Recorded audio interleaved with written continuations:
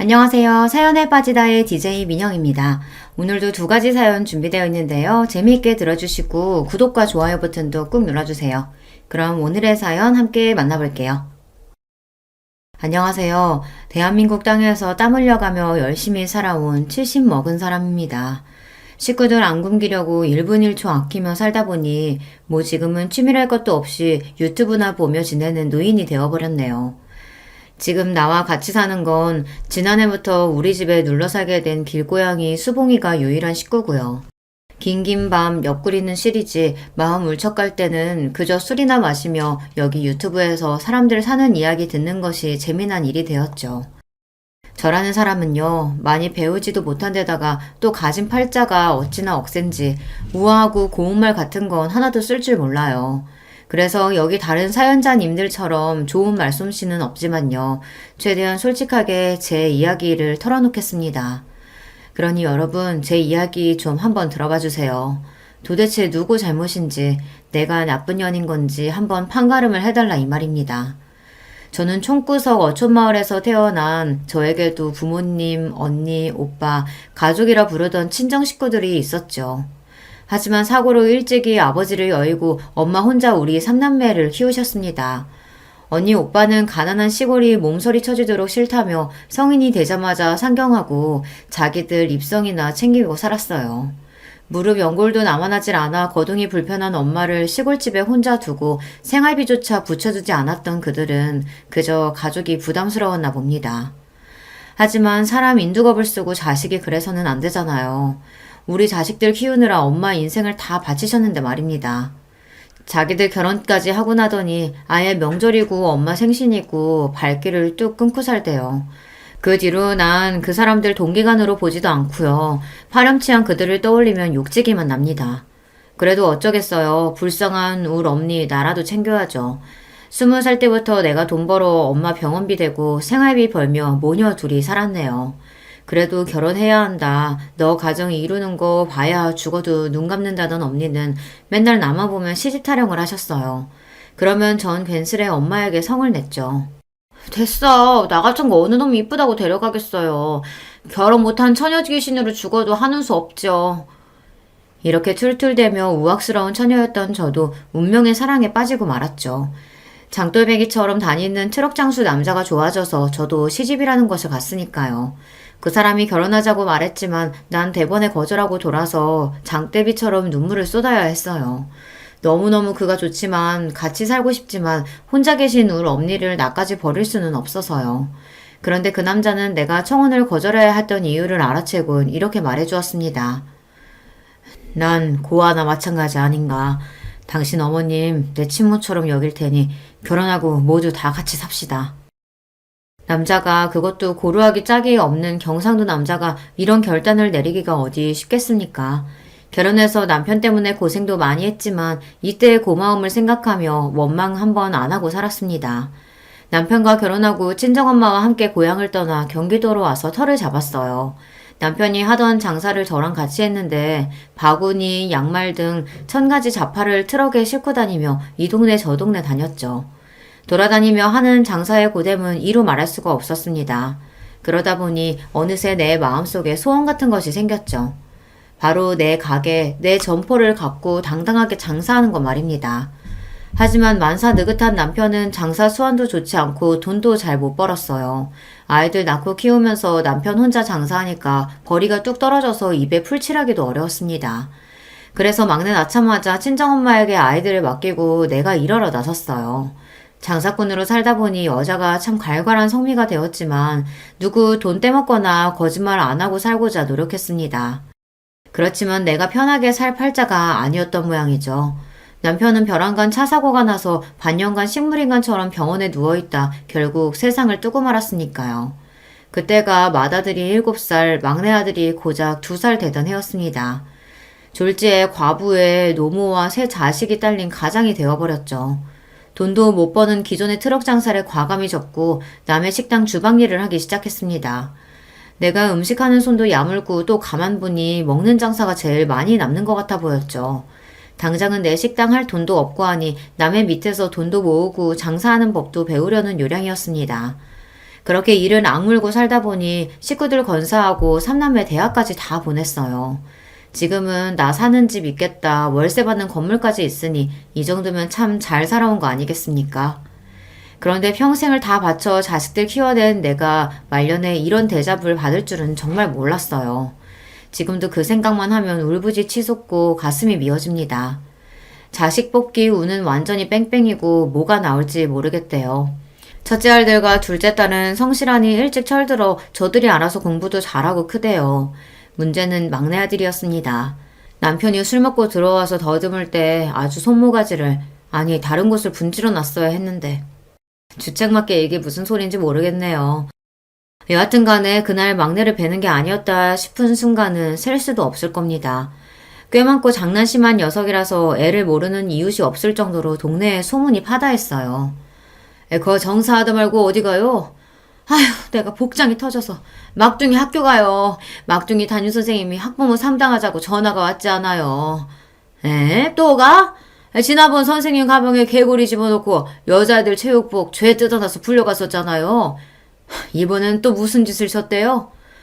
대머리 교장선생님은 가발에 리본을 묶었다나 뭔 짓을 더 한 모양인데 아우 아주 이놈의 자식 때문에 내가 못 살아. 걸핏하면 막내가 사고쳐서 학교에 불려가야 했어요. 죄송한 마음에 학년이 끝나면 의뢰 담임선생님 가족분들을 제 식당에 모셔서 대접했죠. 선생님, 성태기 자식 때문에 얼마나 노고가 많으셨습니까? 엄마로서 제가 참 죄송하고 고맙고 해서요. 없이 사는 사정이라 드릴 거라고는 이 사죄주 한 잔 올리고 음식 대접하는 것 뿐이라요. 촌지나 내놓지 하는 표정으로 제 초대를 거절한 선생님도 있었지만 대부분 제 정성을 뿌리치지 않고 초대에 응해주셨죠. 성태기가 장난은 곧잘 쳐도 머리 회전이 빠른 놈이니 때려서라도 끝까지 공부시키라던 고마운 선생님도 있으셨습니다. 그 말씀대로 막내 우격 다짐해서 좋다는 학원에 집어넣어 억지로 공부시켰습니다. 공부 안 하고 딴 데로 샜다거나 시시껄렁한 친구들과 어울리면 곧바로 귀때기를 잡고 끌고 와서 빗자루가 부러질 정도로 매질을 하며 강하게 키웠어요.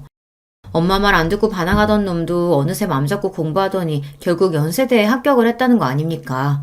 더 공부 잘하던 지 작은 누나도 한양대에 갔는데 사고뭉치 막내가 이 정도면 성공한 거죠.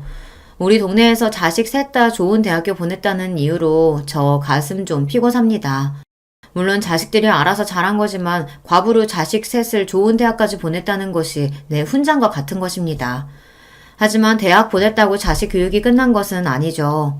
어느 날 막내 다니는 대학교 행정처에서 전화가 걸려왔습니다. 여보세요? 네, 최성택 학생 부모님 되시죠? 이번 학기 등록금 납입이 안 되어서 전화드렸습니다. 네? 등록금 미납이라니 그럴 리가요. 분명히 몇 달 전에 학교 갖다 내라고 고지서 적힌 420만 원 애한테 현금으로 줬는데요. 글쎄요. 뭔가 착오가 있었는지 모르겠지만 미납 상태인 거 맞습니다. 이번 주까지 납입 안 되면 학생은 재적 처리될 거라는 거 유념하세요. 아니요. 선생님, 내가 내일 학교 가서 절대로 낼게요. 그러니 학교에서 자르지 말아주셔요.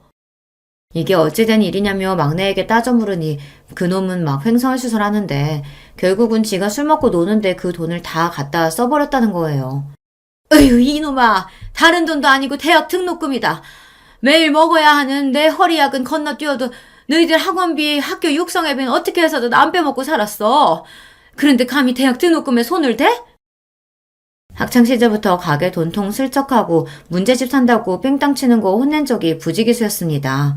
그래도 그렇지 대학교 등록금은 아니잖아요. 열이 잔뜩 받은 나머지 바리깡을 들고 와서 성택이 머리를 아예 빡빡 밀어버렸어요. 니는 정신 상태가 글러먹었어. 대학생이 무슨 군대 나가 뿌라. 여지간해서 말 안 들어먹던 놈이 그때는 충격을 좀 받았던 모양입니다.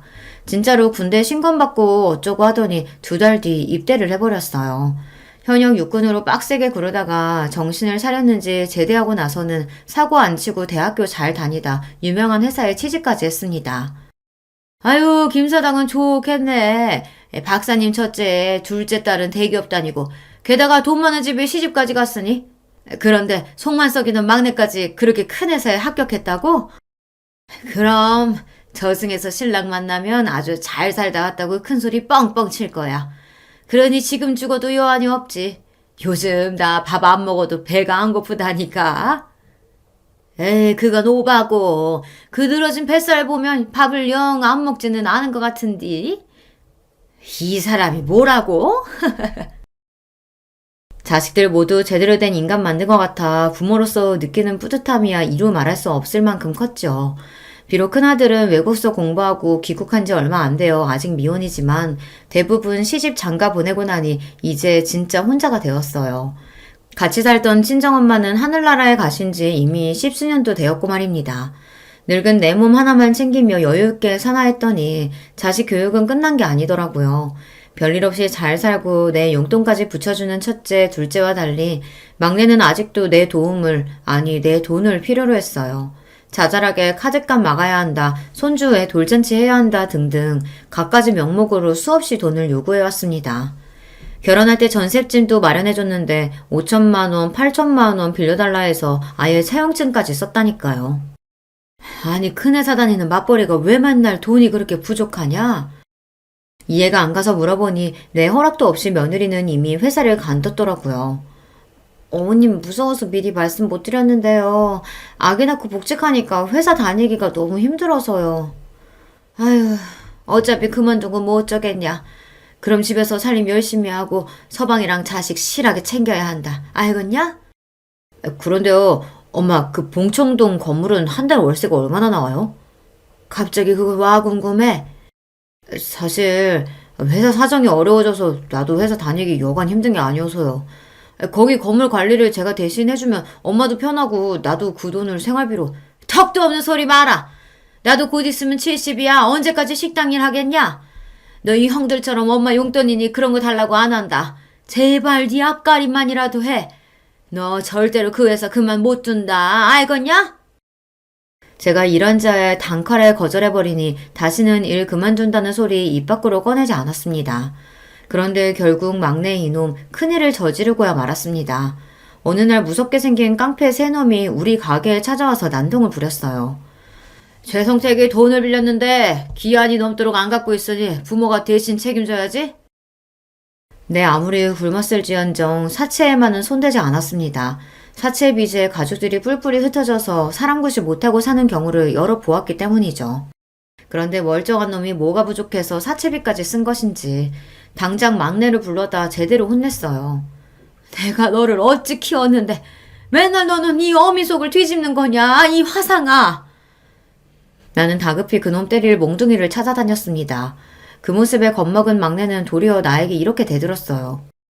엄마 그만 좀 하세요. 우리 때문에 요 모양 요 꼴로 사셨다고 시위하시는 거예요? 왜요? 그때 그 한 아저씨한테 못 간 것도 자식들 때문이라고 원망하는 거죠. 니 미쳤냐? 30년도 더 지난 얘기를 못하라 꺼내. 쭈구렁 방태기가 다 된 나한테 뭐 그런 연모가 남았다고? 어쩌면 과거에 그때 엄마가 자기를 버릴지도 모른다는 두려움 때문에 막내는 아직까지 그 오래된 일이 선명하게 남아있나 봅니다. 한 사장, 이 나이 먹고 말하기 남사스럽지만 저에게도 애를 놓고 재치하고 싶을 만큼 좋아했던 남자가 하나 있었습니다. 1992년도 한방눈이 펑펑 내리는 날 그 남자와 얘기 나누던 기억은 보물처럼 가슴에 묵혀두고 가끔 생각만 했었는데 어디 그 이야기나 해볼까요? 고깃집 식당에서 주방 이모로 있을 때인데 한 사장님은 그 옆 정육점 가게 주인이었어요. 한 사장은 몇 년 전 마누라가 도망친 뒤로 딸 하나를 키우고 살았는데 그 애가 우리 둘째 딸과 같은 나이였던가 그랬습니다. 어느 날 식당 가장 바쁜 저녁 시간에 둘째가 홀딱 젖은 생쥐 모습으로 돌아왔어요. 엄마, 제발 우리 다른 동네로 이사 가면 안 돼요? 우리 딸은 내 말 잘 듣고 엇나가는 걸 본 적이 없는 착한 애입니다. 9살 난 애가 엄마 대신에 방 청소도 하고 방에 연탄불 넣으면서도 불평 한 번 안 하는 속 깊은 아이였죠. 그런데 애가 엄마 보러 식당까지 온 데에는 다 그만한 이유가 있었던 것인데 난 마냥 애를 밀어대면서 집에 가라 했습니다. 급기야 둘째는 울음을 터뜨리고 그 모습에 화가 난 식당 사모님이 저한테 소리쳤어요. 아줌마 여기서 쫓겨나고 싶어? 손님들 식사하시는데 왜 애 우는 소리 나게 해? 재수없게. 빨리 애 보내고 주방 들어가요. 황급히 가게 뒤편으로 둘째를 데리고 가서 애 등짝을 철썩철썩 때렸습니다. 엄마 더 곤란해지기 전에 후딱 집에 가지 못하느냐면서요. 엄마, 내 말 한 번만 들어주세요. 우리 반 남자애들이 내 옷에서 냄새 난다고, 빨래 대신해준다고, 화장실 내걸레 빤 물을 나한테 끼얹어 버렸다고. 우리 이사가 나 전학 갈래. 세상에, 어느 쏘글 놈의 자식들이 내 딸내미한테 그런 짓을. 서러워서 꺽꺽 우는 딸의 모습을 보니 속에서 천불이 나고 네 신세도 엄마 신세 따라가는구나 싶어 울컥한 나머지 딸을 껴안고 나도 같이 울었습니다. 그렇게 딸을 보내고 가게에서 사장님 사모님한테 자리 비웠다고 혼났는데 한이 서리더라고요. 가게 뒷정리를 혼자 다 하고 가게 문 셔터 닫고 의차 일어섰습니다. 그때 눈송이가 하늘에서 나풀나풀 내려오대요. 눈이 참 더럽게 이쁘네. 거지 같은 하루 보낸 내 속은 썩어 문드러질 것 같은데. 저기요. 일 끝났으면 와서 쌍화탕 한 잔 마시고 가요. 일하러 가게 오다니며 그와 마주치면 가볍게 인사나 하던 대면대면한 사이였습니다. 말 한 번 섞은 적은 없지만 그 사람 목소리나 그림자만 봐도 알아채는 내가 이상했습니다. 동네에서 내가 과부인 걸 다 아는데 외간 남자랑 말 섞고 눈빛 나누다가 이웃들 입방아에 오르면 어쩔까 싶어 조심해야죠. 내가 왜 거기서 차를 마십니까? 집에서 애들이 기다리니 얼른 가야 돼요. 그 집딸이랑 우리 집 딸내미랑 같은 반인 건 몰랐어요? 애들 얘기할 게 있으니 잠깐 와봐요. 지금 시장 사람들 다 문 닫고 갔으니까. 남들 볼까 두려운 내 마음을 그에게 들킨 것 같다 놀랐지만 애들 얘기라고 하니까 못 이기는 척 들어가서 한 사장이 내미는 의자에 앉아 그가 준 종이컵을 받아들었습니다. 눈 오는 추운 겨울밤 쌍화차 하나가 뿜어내는 온기가 싫지 않더군요. 아니 너무 따뜻하고 좋아서 종이컵을 두 손 모아 꼭 감쌌습니다. 딸 이름이 혜연이 맞죠? 전학 온 뒤로 짓궂은 놈 몇몇이 괴롭히고 있었답니다. 우리 딸이 그 아이 뒷자리라 자주 봤는데 학부모회 하는 엄마 믿고 까부는 놈들이라 담임 선생님도 못 본 척해서 혜연이가 많이 힘들어했대요. 안 그래도 내일 날 박는 대로 학교 가서 그 자식들을 확 죽이 삘라고 했어요. 그놈들 이름이 뭐랍니까? 그때 정육점 가게에 있던 라디오에서 심수봉의 노래가 흘러나왔습니다. 그대 내 곁에 선 순간 그 눈빛이 너무 좋아. 순간 이상한 경험을 했어요. 흐르던 시간이 멈추고 내리던 눈도 멈추고 난로 곁에 앉은 그 사람과 나 둘만 세상에 존재하는 것 같은 느낌. 더 이상 말을 하지 않았지만 우린 느낄 수 있었습니다. 당신과 나 서로 좋아하고 있군요. 노을처럼 붉게 달아오른 얼굴을 보이기 싫어서 냅다 거기서 뛰어나왔습니다. 그날 이후 식당 일 마치고 나오는 시간이면 한 사장이 나를 집까지 바래다 주었습니다. 서로 별말은 안 했지만 원래부터 그런 사이였던 듯이 마치 그래도 된다는 듯이 말이죠. 같이 포장마차 우동을 먹고 걸어가며 이야기하는 것뿐 별다른 짓도 안 했어요. 하지만 소문은 살에 살을 더해져 회개망측해져 버렸습니다. 엄마 진짜야? 식당 사장님이 엄마 갖고 재혼할 거라 했어요. 정육점 아저씨랑 살려는 거지. 나 싫단 말이야. 우리 아빠는 한 분이야. 엄마 결혼하지 마. 다른 두 아이까지 합세해서 애들은 제가 결혼할 거라는 소문을 들었는데 진짜냐고 물었습니다. 아무리 내 새끼들이라지만 그 순간 어느 동네 사람들이 묻는 것보다 나에겐 더 무서웠어요. 내가 뭐 잘못한 것도 없는데 괜히 나쁜 짓 하다 잡힌 범죄자가 나고 애들은 형사 같았습니다. 그렇지만 난 결정을 해야 했어요. 어정쩡하게 한 사장과 이렇게 연애하다가는 시장에서 내 꼴만 우스워지고 애들 앞에 떳떳한 엄마로 있을 수 없으니까요. 어쩐 일로 자네가 날 먼저 만나자 했어? 기분 참 괜찮네. 여기 김치우동이 기가 막히다. 아줌마, 여기 김치우동이랑 소주 한 병이요. 당신 덕에 가슴 떨리고 행복했죠. 그치만 우린 여기까지여요.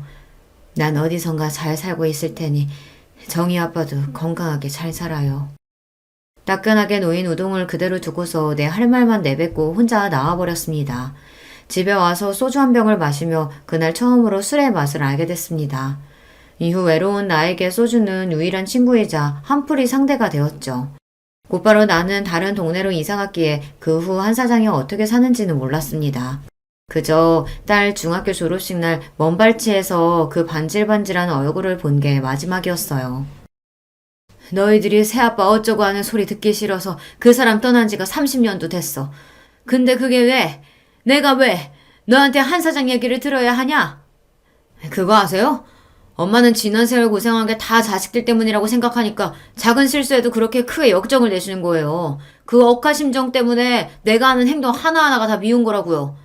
언제 엄마가 나한테 따뜻한 말 한마디 건네준 적 있었어요? 그대로 막내는 방문을 걷어차고 집에서 나가버렸습니다. 저 자식이 그래도? 지 잘못한 거는 생각도 안 하고 막내놈은 저렇게 엉뚱한 생각이나 하며 엄마 탓이나 하고 있었어요. 뭐 저도 다 잘한 건 아닙니다. 옛말에 예쁜 자식 매로 키운다고 했어요. 아비 없이 자라 저 모양이라는 소리 듣기 싫어서 우리 애들 교육 더 단단히 시켰습니다. 난 참 엄하고 싫은 소리만 하는 엄마였을 거예요. 생각해보면 첫째가 반에서 1등 했다고 눈을 반짝이며 얘기하면 니 어디 가서 1등 한다고 자랑하고 다니면 안 돼. 사람이 거만하면 욕먹는 법이야. 계속 1등할 방법이라 연구해라. 마음 같아서는 애 얼싸안고 어야둥둥 춤이라도 추고 싶었지만 꾹 참고 이렇게 말했어요. 그때 시무룩하게 돌아서던 큰아이의 얼굴이 생각납니다. 그리 모질고 엄한 엄마라서 자식들 머리 크고 나니 이렇게 안타깝고 후회스럽네요. 막내 말대로 난 따뜻한 그런 엄마는 아니었습니다. 대신 억척스럽게 돈 벌어서 어디 가서 기죽지 않도록 애들 입히고 먹이고 가르쳤어요. 그게 내 평생의 자부심이었단 말입니다. 이렇게 막내가 속삭일 때면 둘째한테 전화해서 이렇게 저렇게 이야기를 하곤 해요. 그래도 딸이라고 내 말도 잘 들어주고 나 위로해준다고 같이 맞장구도 쳐주니 고맙죠. 막내가 워낙 매사 불평불만이 많은 녀석이라 그래. 지가 받은 사랑은 생각도 못하고 부족한 것만 생각하는데 그걸 어떻게 다 맞춰줘. 괜히 그 자식 말 때문에 엄마 맘 쓰지 마세요. 엄마, 근데 귀는 좀 어때? 병원에는 다녀왔어요? 그래. 의사가 노인성 난청이 좀 일찍 온 거라고 하대. 고작 환갑 넘었을 뿐인데 벌써 노인성 난청이 왔다고요? 몸쓰며 일하고 살아와서 그런가 허리와 다리 건강엔 늘 문제를 달고 살았어요.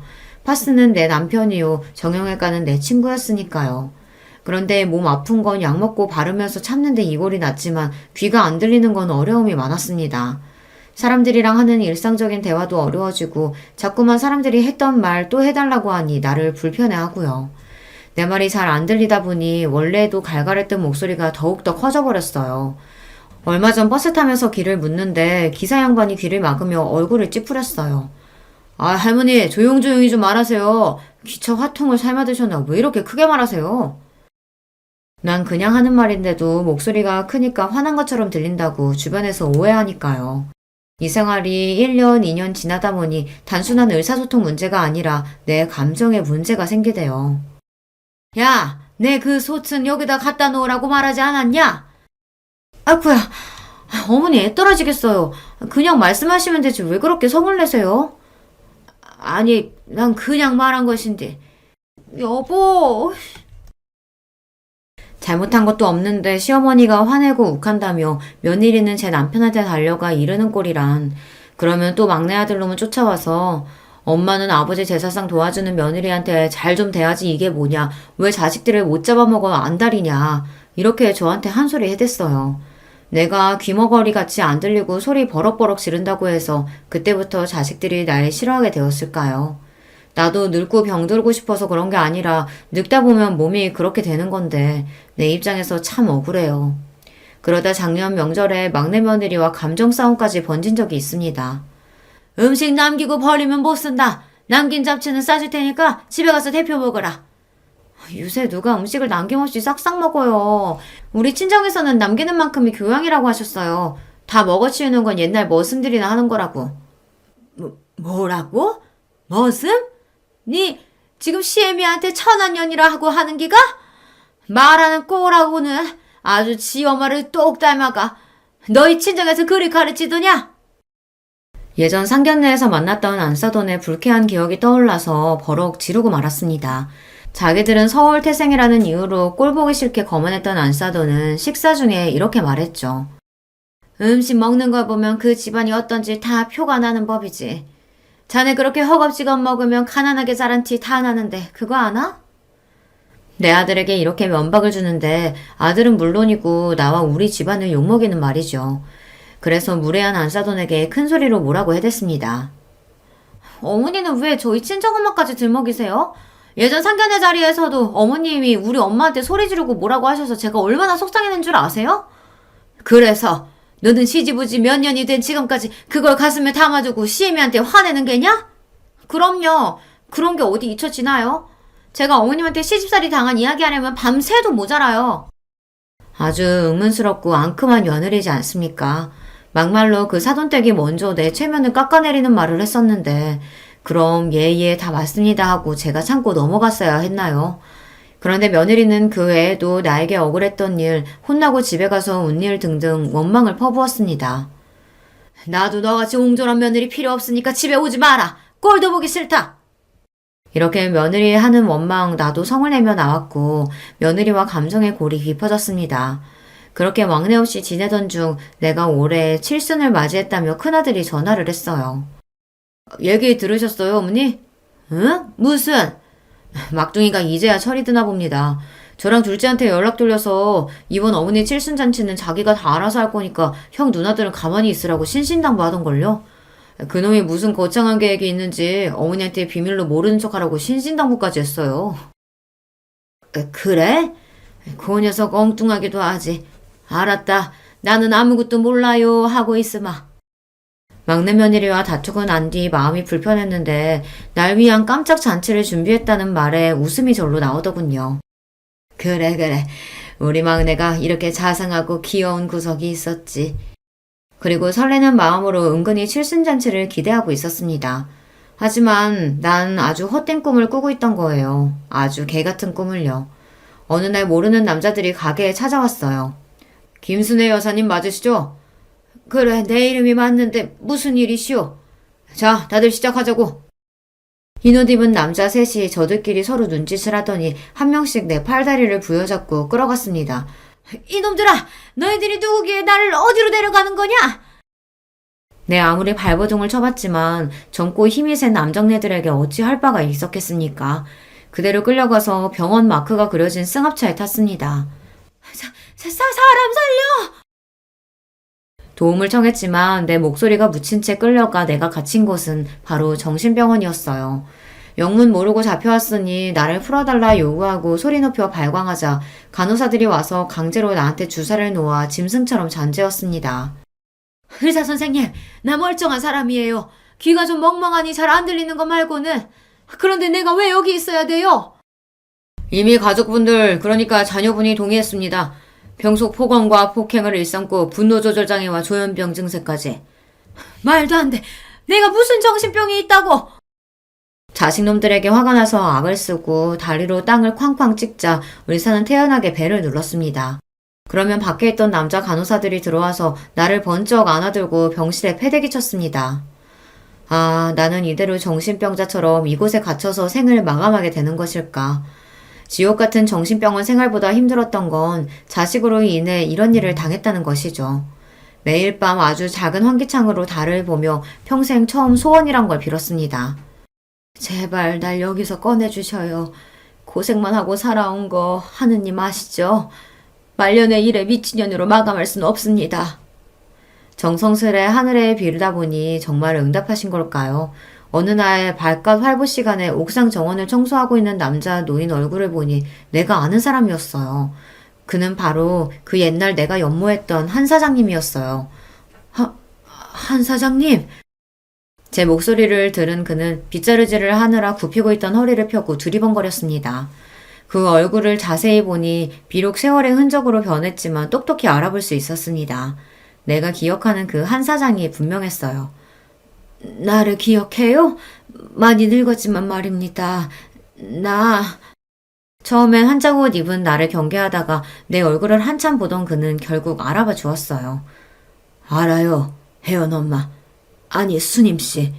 저기요, 날 좀 도와주오.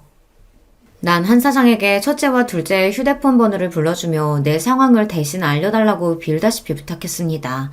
그의 도움으로 다음날 둘째 딸이 병원에 찾아와서 난 겨우 풀려날 수 있었던 거예요. 혜연아, 아휴, 내가 이 꼴 보자고 아등바등 살아왔다. 차라리 그때 네 아버지 따라 혀 깨물고 죽을 것을. 둘째와 그간 이야기를 나누면서 알게 된 사실이 있었습니다. 막내놈이 아주 이전부터 철저한 계획을 세우고 날 일부러 정신병원에 쳐넣었다는 거 말입니다. 그놈은 저희 형 누나들에게 내가 사라진 일을 거짓으로 속였습니다. 나를 모시고 칠순잔치 호텔로 가던 중 나한테 얻어맞고 정신을 차려보니 자기들이 차에 쓰러져 있고 엄마는 이미 사라진 쥐였다고. 얼마 전부터 치매 증상이 심해진 탓에 이런 일이 벌어진 것 같다고 꾸며낸 거였죠. 심지어 경찰서에 신고까지 했다고 속였대요. 평생 자잘한 거짓말 치고 살아오더니 이렇게 대담한 죄까지 저지를 줄은 나는 미처 몰랐습니다. 엄마가 막내 때문에 정신병원에 갇혀 있었다니 믿을 수가 없어요. 어떻게 사람으로서 그런 짓까지 할 수가 있지? 그래, 나도 믿을 수가 없었다. 그런데 그놈들이 병원으로 날 찾아와서 이렇게 말하더구나. 정신병원에 갇히고 막내동과 며느리가 찾아온 날, 한 사장이 내 옷 속에 몰래 녹음기를 두어 그날의 대화를 남겨놓을 수 있었습니다. 얘들아, 뭔가 일이 크게 잘못된 것 같다. 여기 사람들이 날 이곳에 끌고 왔어. 너희가 나 좀 풀어다오. 자식들이 직접 해명하면 이들도 믿어주겠지. 저희가요? 왜요? 설마 너희들이... 이제야 상황 돌아가는 걸 눈치채셨어요? 세상에서 엄마가 제일 무서웠는데 이 사람들이 나한테 이 방법을 알려줘서 얼마나 살겠던지. 이제야 처음 엄마한테서 떨어져 자유롭게 살 수 있게 되었는데 내 손으로 엄마를 풀어주겠어요? 이놈아, 농담이라도 하나도 안 재밌어. 내가 너한테 무슨 죄를 지었다고 멀쩡한 어미를 이런 식으로 미친년으로 만든단 말이냐? 그러게 엄마가 평소에 자식들을 좀 겁박하고 자기 뜻대로 휘둘렀어야 말이지. 이제 나도 아이 달린 가장이라고요. 언제까지 뭐 하나 잘못하면 쪼르르 엄마한테 달려가서 혼나고 살아야 하나? 엄마 가진 집이며 건물 어차피 나중에 받을 거 지금부터 그거 갖고 살면 될 것을. 어머니, 저희도 이러는 거 괴로워요. 하지만 우린들 어떻게 해요. 그대로 있었으면 어머님한테 피말려서 우리가 먼저 죽을 것 같은걸요. 녹음기 속 대화를 듣던 첫째와 둘째는 어찌나 충격을 받았던지 입을 다물지 못하고 눈만 껌뻑거렸습니다. 그 상놈의 자식 가만 안 두겠습니다. 어머니, 어떻게 하면 좋겠습니까? 막내놈을 어떻게 벌줘야 할지에 대해 두 아이와 의논을 했죠. 자식을 위해서라면 눈 하나 달래도 줄 수 있었던 어미지만 난 아들, 딸의 조언대로 변호사를 찾았습니다. 변호사님, 자식까지도 않은 막내 호적에서 파주쇼. 법원 판결을 통해 정당한 이유로 인정을 받아야 가족관계 등록부 정정이 가능합니다. 우리나라에서 호주제는 폐지되어서 이제 호적 자체가 없기도 하고요. 그럼 어떻게 방법이 없는 건가요? 그럴 수야 없죠. 의뢰인께서 막내 아드님으로부터 당하신 일에 대해 복수하셔야 하지 않겠습니까? 내가 처했던 상황을 설명하자 변호사님은 최선을 다해 돕겠다고 자기만 믿으라 장담했어요. 옛말처럼 호적에서 파낼 수는 없었지만 내 뜻을 분명히 막내 자식 부부에게 전했습니다. 변호사가 추천한 대로 법적으로 강하게 말이죠. 더 이상 타이르고 매타작해서 가르치는 게 아니라 어른의 무서움, 부모의 냉정함을 보여줄 차례란 말입니다. 시간이 얼마 흐르지 않아 성태기와 그 마누라는 날 찾아와 빌어댔죠.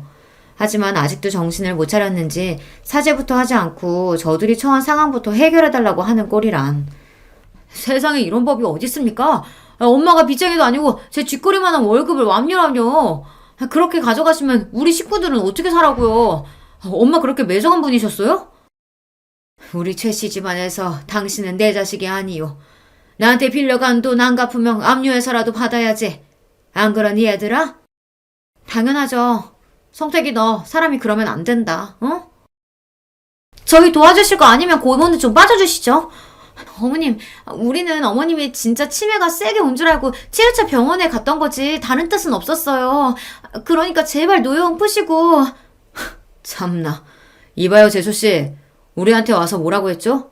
엄마 실종 신고하고 안 들어오면 엄마가 소유했던 집이며 건물 다 당신들이 관리하겠다고 우리 설득하려고 들었지.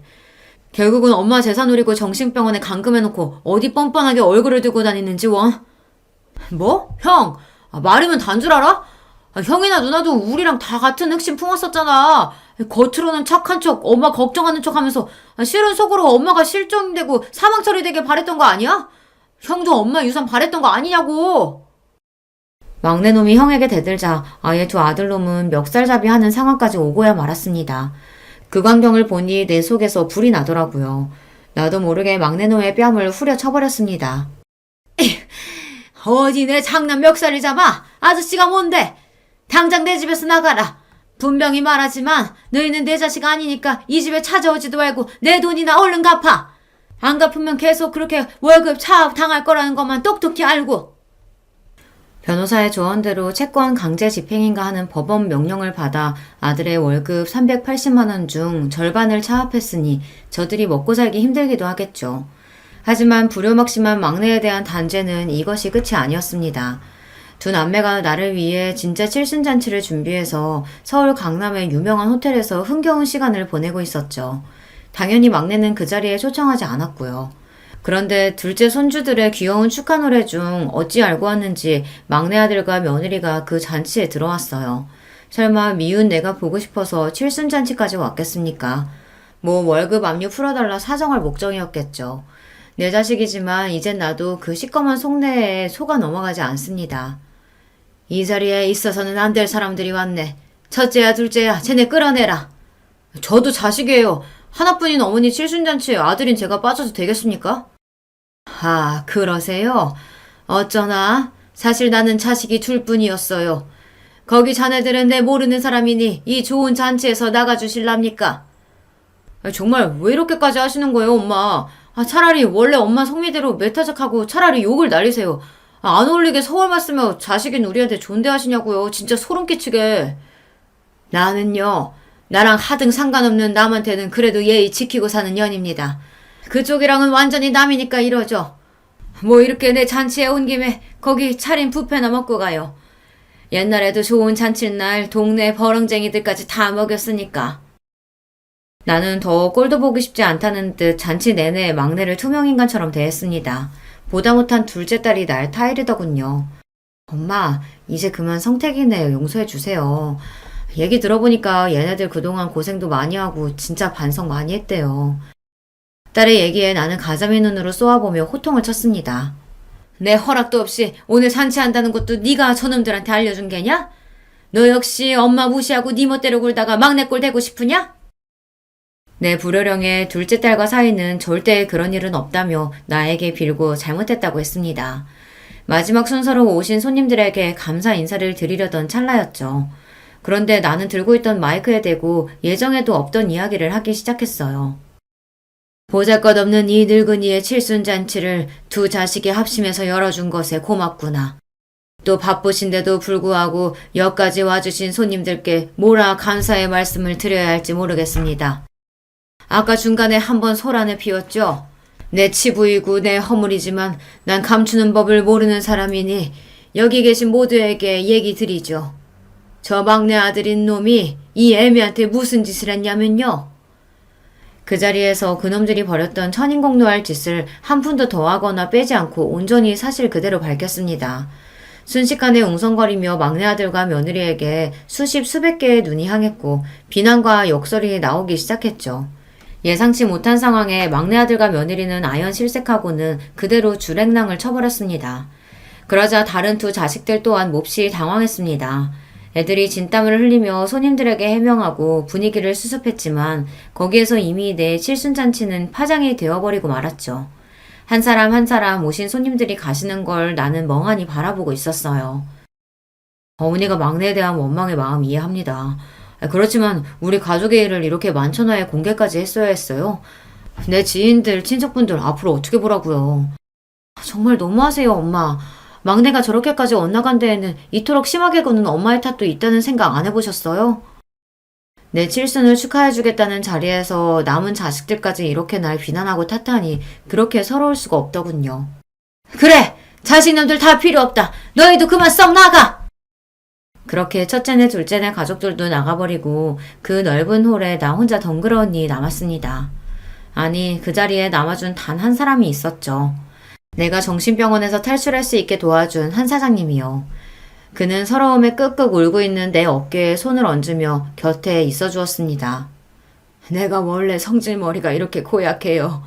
그래도 내 잔치인데 남은 자식들까지 저렇게 날 탓하고 떠나가네요. 한 사장님, 내 인생은 엉망진창이었나 봐요. 나는 겨우 딸 하나인데 호래비로 열심히 키웠대도 지금 이래 혼자 아닙니까? 키우는 수고만 있지 부모 마음 하나 몰라주는 게 그게 자식이에요. 하던 정육점도 어음 못 맞고 부도났는데 돈 없는 아비는 아비 대접도 안 해줘요. 지가 돈 벌어 대학 등록금 내고 시집도 제 돈으로 갔다면서 아버지 사는 집에 코빼기도 잘 안 비춤디다. 병원에서 청소하면서 이렇게 나 혼자 먹고 살고 있잖아요. 들어보니 한 사장님의 사연도 참 기구하고 탁했어요. 자식들이 날 정절없는 어미로 생각할까봐 두려워서 애모의 감정을 감추고 그에게 도망쳤던 날이 기억납니다. 그런데 다 늙은 지금 내 인생에 무엇이 남았는지요. 자식이요? 아니면 어느 정도 모은 재산이요? 난 이제 새 인생을 살기로 작정했습니다. 좀 더 아껴서 자식들 앞으로 큰 유산이나 남기려고 했던 마음 버리고요. 모아놓은 돈 내가 다 쓰고 살다 죽기로 했죠. 평생 하던 식당을 처분한다는 소식에 맏아들과 둘째 딸이 오랜만에 찾아왔습니다. 그 잘되던 가게를 왜 정리하냐고 묻더군요. 이놈들아, 내 가게 내가 원할 때 정리도 못하냐? 70 넘은 내가 죽을 때까지 돈 벌면 뭐해? 너희들 앞에 유산밖에 더 되겠어. 어떻게 된 게 내 건강 걱정하면서 가게 그만두라는 자식놈이 하나가 없다냐? 내가 참 헛살았어. 엄마, 옛날 망원동에서 정육점 하던 아저씨 요즘 만나고 다니시죠? 그분하고 살림이라도 차리려고 이러시는 거예요? 다 늙어서 무슨 추태예요. 곱게 사시던 대로 사셔야죠. 그 아저씨 다 엄마 돈 노리고 그러는 거라고요. 끝까지 자신들 잘못은 뉘우치지 못하고 이 엄마의 서운함은 몰라주는 아들, 딸이 몹시 밉고 화가 났습니다. 그래, 설령 내 돈 탐나서 그러면 좀 어떠냐? 나 외로울 때 옆에서 같이 소주 한잔 해줄 사람은 내 자식이 아니야. 그 사람이지. 나 아플 때 병원 같이 갈 사람이 너네겠냔 말이야. 한 사장님이 그렇게라도 해준다면 난 그걸로 족한다. 그와 함께 호의호식하며 남은 여생 살 거다. 죽을 때도 아예 남은 재산 사회에 다 헌납하고 눈 감을 거야. 난 이제 너희 같은 자식들 필요 없다. 내가 길길이 날뛰니까 아차 싶었던지 뒤늦게 자기들이 잘못했다고 첫째와 둘째는 용서를 구했지만 이미 내 마음은 돌아섰습니다. 자식놈들 꼴도 보기 싫어서 내보내고 그저 남은 인생 어떻게 재미나게 살지만 생각하기로 했어요. 봄에는 영산홍 축제도 가고 가을에는 내장산 단풍도 보러 가면서 나도 남들처럼 즐기면서 살기로 했습니다. 그리고 그 옆에는 한 사장님이 동반해주기로 약속했죠. 우리는 둘도 없는 친구처럼 찻집에 가고 영화관에도 가며 정답게 지내고 있어요. 남자로 느껴지는 떨림, 그 역시 나를 여자로 대하고 있지만 천천히 서로에게 다가가려는 마음은 서로 같다고 봐요. 자식 셋은 그 이후로도 끊임없이 시어미처럼 한 사장을 만나지 말라며 조심하라고 내게 잔소리를 했습니다. 그 꼴을 보니 자식만 믿고 살던 내 인생이 구름처럼 허망한 것이죠. 얼마 전 막내 아들 월급에 걸던 차압도 이제 멈추었습니다. 칠순잔치에서 못 볼 꼴을 당한 뒤 나타날 엄두가 나지 않았는지 막내 내외는 조용히 지내더군요. 그러던 어느 날 아들 휴대폰 번호로 걸려온 전화를 받아보니 바로 막내 손자였던 겁니다. 할머니 안녕하세요. 왜 요즘 할머니 우리 집에 안 오세요? 엄마 아빠도 할머니 집에 안 가고요. 싸웠어요? 그래 미안하다 우리 강아지. 할머니가 네 아빠한테 화가 나서 당분간 떨어지기로 했어. 근데 우리 손주 잘 지내고 있냐? 유치원에서 친구들이랑 사이좋게 지내고? 이제 유치원 못 가서 친구들이랑 못 만나요. 왜냐고 물어보니까 엄마가 비밀이 있다고 유치원은 나중에 가자고 하셨어요. 할머니 지난번에 저 티니핑 사주신다고 약속했잖아요. 언제 주세요? 갑자기 그 통통한 볼살에 똘망한 눈의 막내 손자가 몹시 보고 싶어졌습니다. 화가 난다고 이제 자식들 다 필요 없다고 마음의 빗장을 걸어 잠궜지만 천륜을 어찌 끊겠습니까? 손자의 목소리를 들으니 단숨에 달려가서 손자도 안아보고 아들 얼굴도 보고 싶더군요. 내가 압류까지 해버려서 손자 유치원도 못 보내는 게 아닌가 싶어서 변호사에게 연락해서 압류를 해지했어요. 그 일이 있고 난 얼마 뒤 주말 낮에 막내 아들이 집에 찾아왔습니다. 우리 막내 손자도 데리고 말이죠. 아이고 우리 강아지 할머니 보러 왔어? 나도 모르게 신발도 안 신고 뛰쳐나가서 손주를 얼싸안고 집으로 들어왔습니다.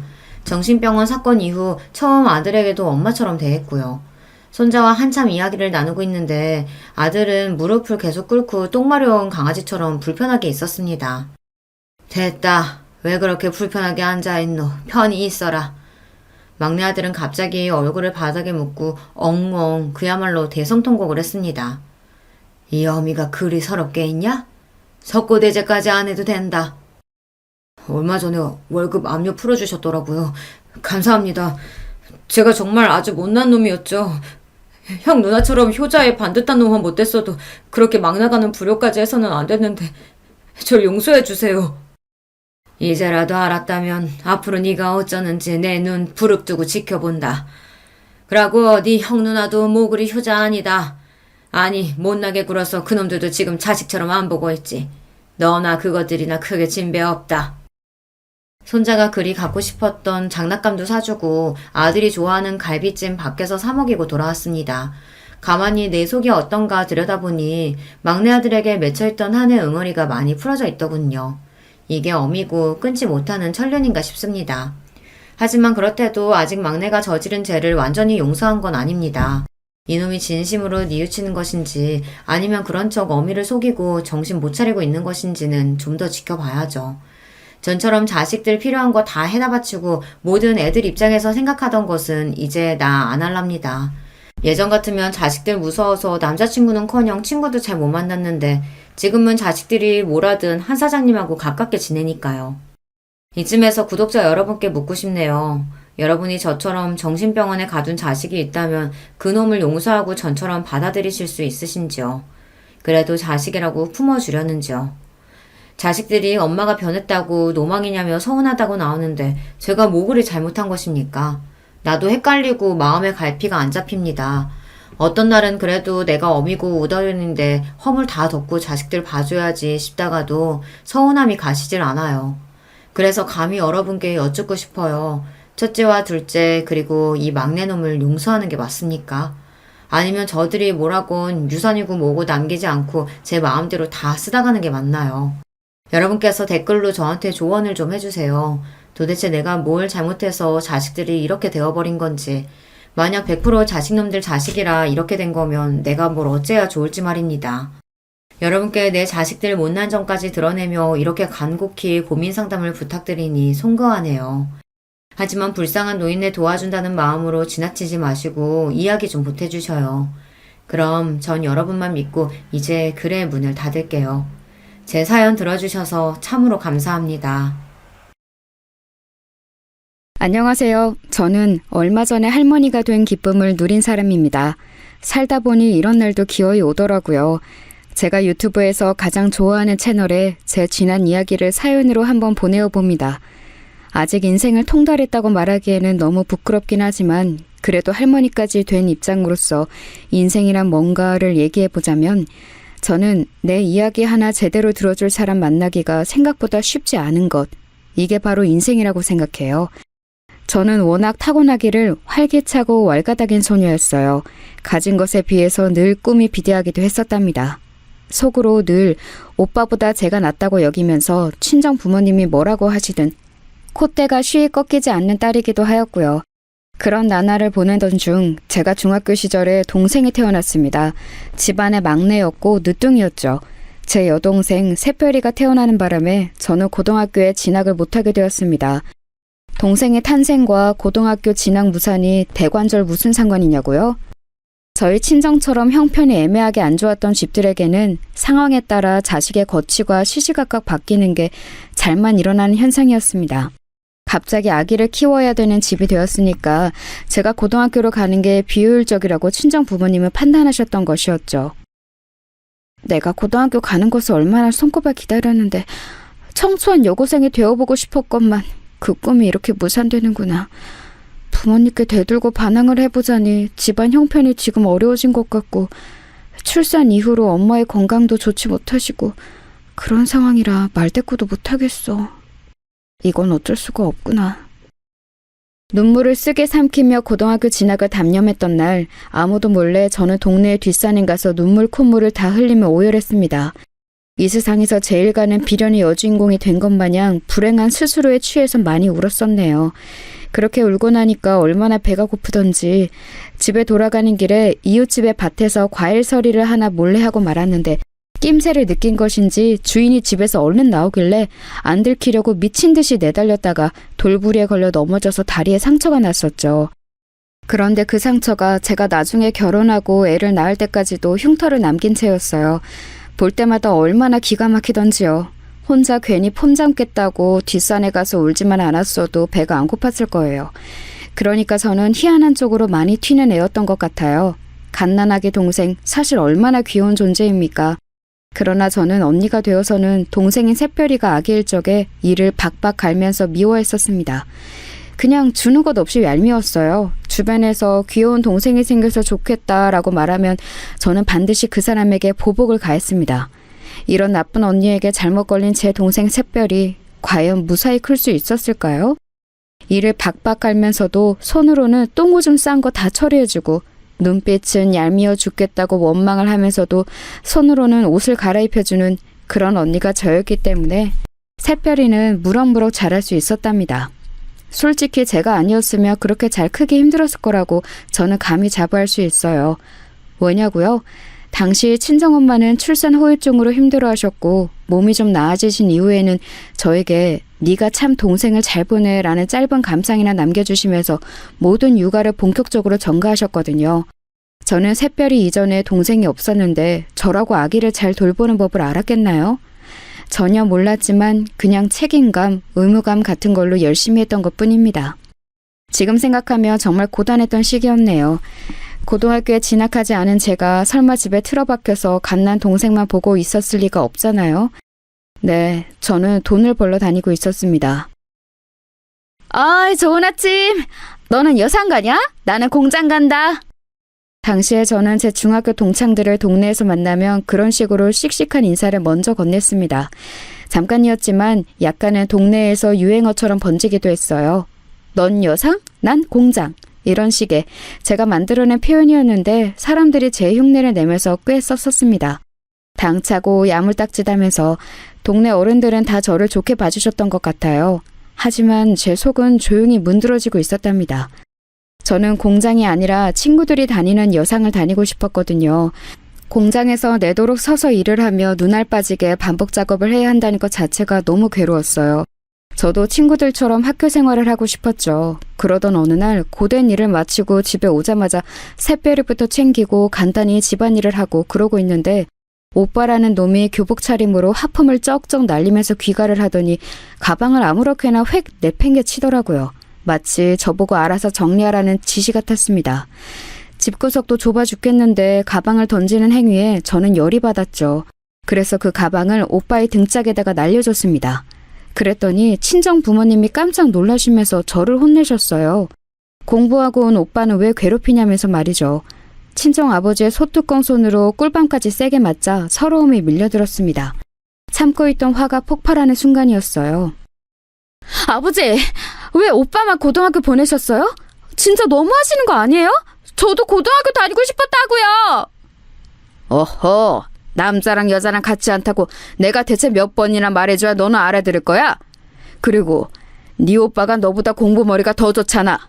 네가 공부를 잘해놓고 따졌으면 지금 내가 이렇게 기가 막히지는 않았을 거다.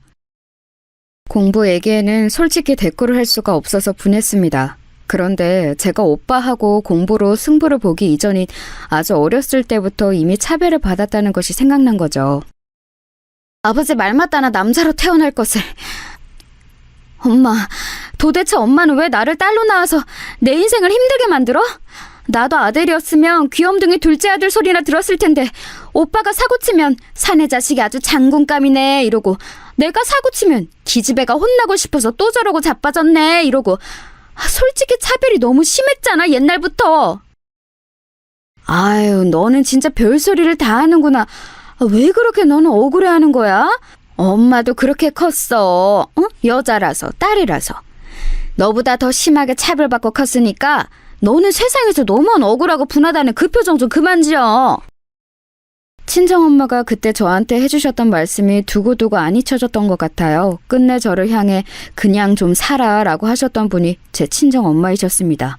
곱씹을수록 제 마음속에서 메아리가 되어 울려 퍼졌어요. 너만 억울한 거 아니니까 그냥 참으라는 그 논리가 정말이지 어이가 없었죠. 한참을 곱씹던 저는 동생을 품에서 재우며 이렇게 말을 해주었습니다. 야, 너는 나보다 한참 어리니까 네가 내 나이가 되었을 쯤에는 뭔가 달려져 있지 않을까? 아무튼 너는 딸이라서 서럽고 눈물나게 살지 마라. 결심을 하나 했는데 내가 오늘부로 너를 후계자로 딱 찜했어.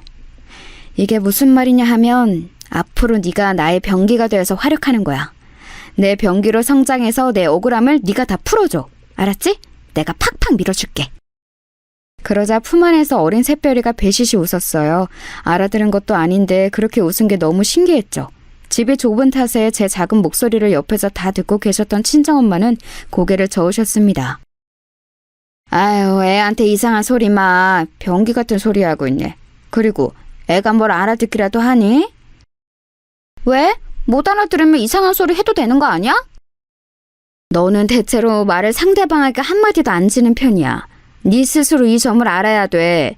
지금은 네가 어리니까 단순히 객기라고 어른들이 받아줄 수 있지만 시간이 지나면 너도 바뀌어야 할 거야. 알았지? 그런데 아무튼 엄마는 네가 있어서 다행이라고 생각은 해.